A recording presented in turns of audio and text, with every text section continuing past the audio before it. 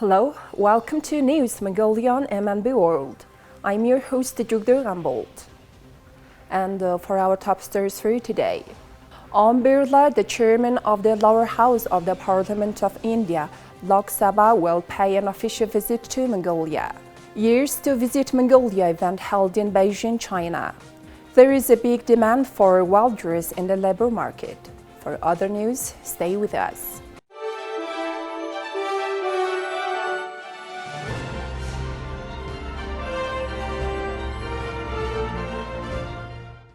Birla, the Speaker of the lower house of the Parliament of India, Lok Sabha, has graciously accepted an invitation extended by Gamjev, the Chairman and Speaker of the Parliament of Mongolia, to embark on an official visit to Mongolia.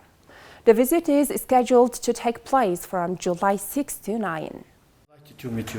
The primary objective of this visit is to strengthen Mongolia's third neighbor policy and enhance the strategic partnership between two nations. As the two nations share cultural affinity and regional significance, the visit aims to enrich the existing bilateral relations with new dimensions. It also seeks to maintain the momentum of high-level discussions and foster stronger ties between the legislative bodies of both countries. The visit further aims to strengthen cooperation and engagement in various domains, including state affairs, defense, trade, economy, culture, and humanitarian efforts. During the visit of Birla, there are plans to sign two memorandums of understanding. The first memorandum will be established between the secretariats of both parliaments with the aim of enhancing cooperation. The second memorandum, to be signed between the heads of parliaments of both nations, seeks to strengthen research and collaboration at the parliamentary level. Additionally, it aims to explore avenues for mutual support and cooperation between two nations. During the visit, the Speaker of Parliament of Mongolia, and Birla, the Speaker of the lower house of Parliament of India, Lok Sabha, will engage in the official negotiations and hold discussions on various aspects of their bilateral relations. The focus will be on interparliamentary cooperation and exploring avenues for further collaboration. They will exchange views on topics of mutual interest with the aim of deepening understanding and strengthening the bond between two nations. You have an interest to visit?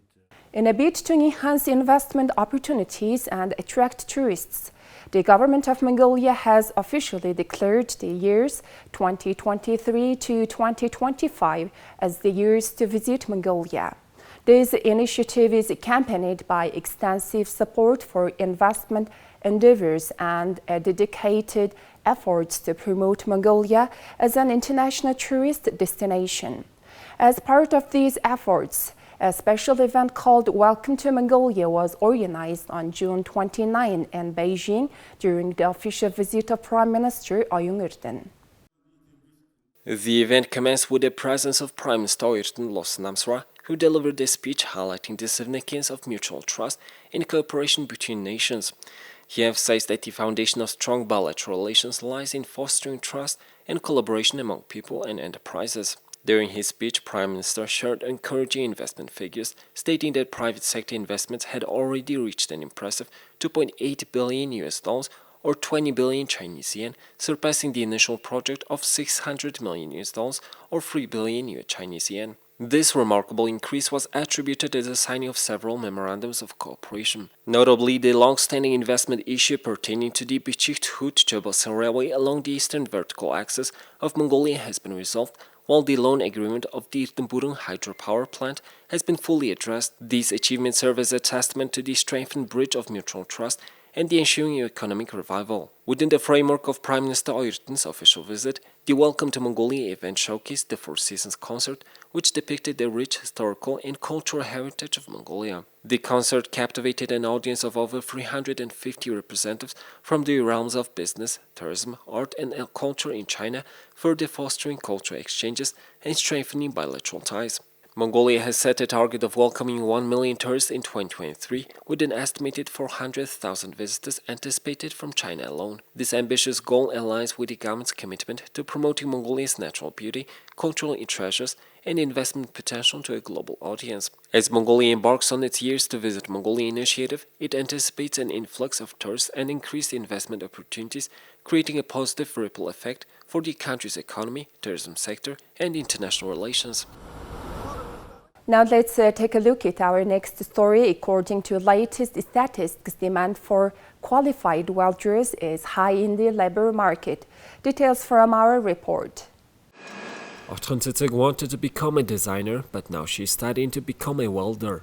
She says it's difficult to combine two pieces of iron into one. It's not an easy job, but she's not giving up. Currently, 5 kinds of welding are taught to students in Mongolia. Ochtrontsitsig studies all types of welding. Currently, her best type of welding is electric welding. I'm studying all types of welding, including semi-automatic, powder iron, solid wire, and gas welding. It's possible to gain practical experience at school, and after graduation, jobs are available.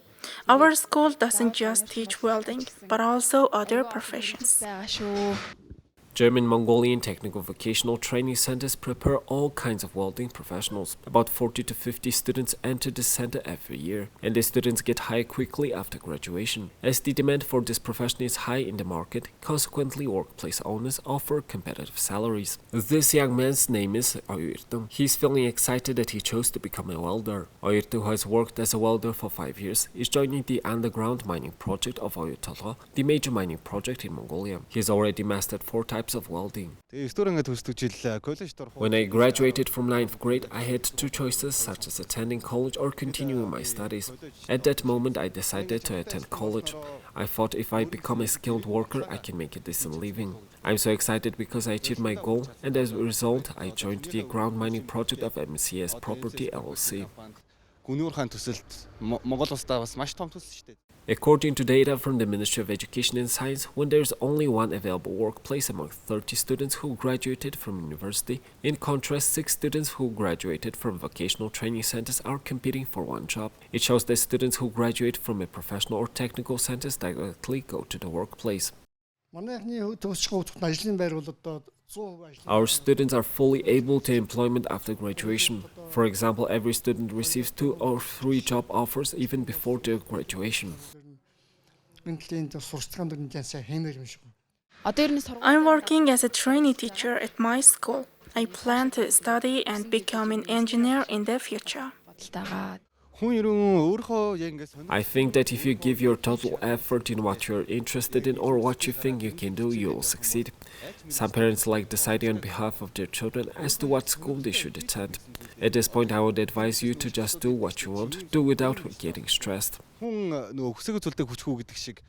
than 10 mega projects will be carried out in Mongolia in the near future. Some projects are just about to begin, and workers like Oyurtu and Ochtrontsitsig are needed for these projects. And the Technical Vocational Training Center is doing a great job in preparing students for the workplace. Students who study at vocational training centers received a 2 million MNT scholarship per year from the government. But the average school tuition fee is 1.5 million MNT. Please take a look at currency exchange rates provided by the Central Bank of Mongolia.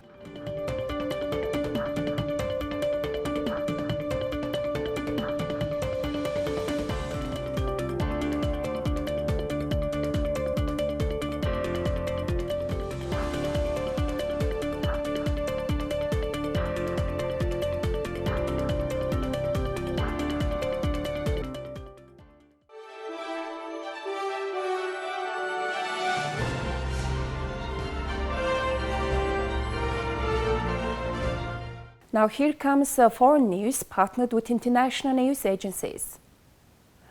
Armed officers and a large group of police gathered in Paris on Saturday, following 4 straight nights of rioting and looting across France. The unrest was triggered by the death of a 17-year-old who was shot during a traffic stop on Tuesday in the Paris suburb of Nanterre.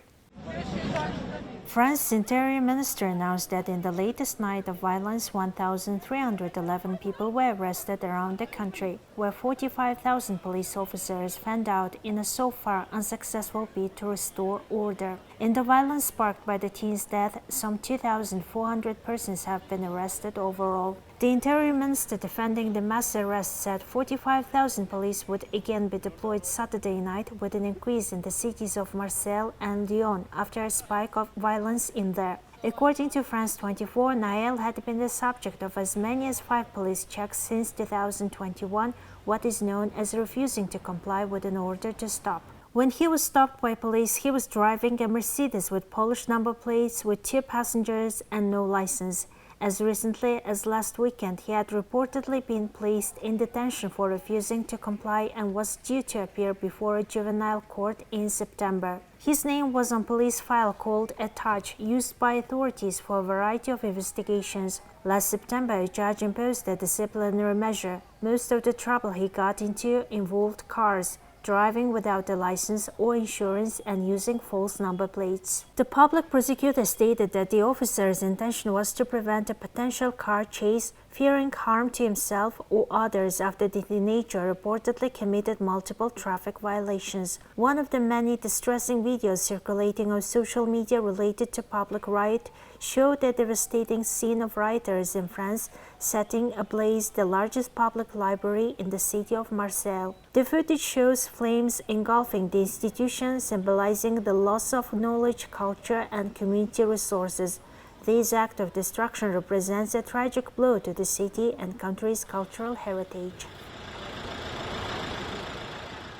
Israel carried out airstrikes on areas near the central Syrian city of Homs early Sunday, causing material damage but no casualties, the Syrian military said in a statement. Syrian state media quoted unnamed military official as saying the air defenses shot down some of the missiles fired by Israeli warplanes flying over neighboring Lebanon. Israeli authorities didn't comment on the airstrike on Homs, but said one of the Syrian air defense missiles exploded over northern Israel without causing any damage. Israeli army spokesman Avichai Adrai later said that Israel's military retaliated for the firing of the air defense missile that exploded over the country's north by attacking Syrian air defense batteries from where the missile was fired. The warplanes also attacked other targets in the area, Adrai tweeted without elaborating. Israel, which has vowed to stop Iranian entrenchment next door, has carried out hundreds of strikes on targets in government-controlled parts of neighboring Syria in recent years, but it rarely acknowledges them. The last suspected Israeli airstrike in Syria was on June 14, near the capital Damascus, that left one soldier wounded. Israel has also targeted the international airports in Damascus and the northern Syrian city of Aleppo several times over the past few years, often putting it out of commission. Please take a look at the weather forecast for the world's major cities.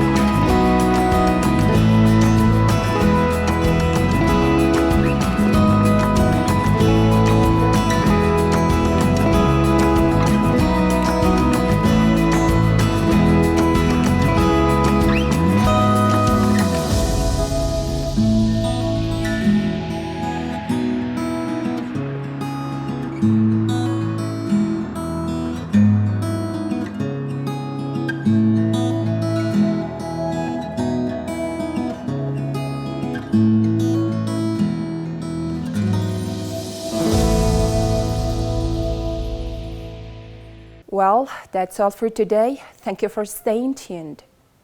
We'll see you next time with more news and updates. Have a great day ahead.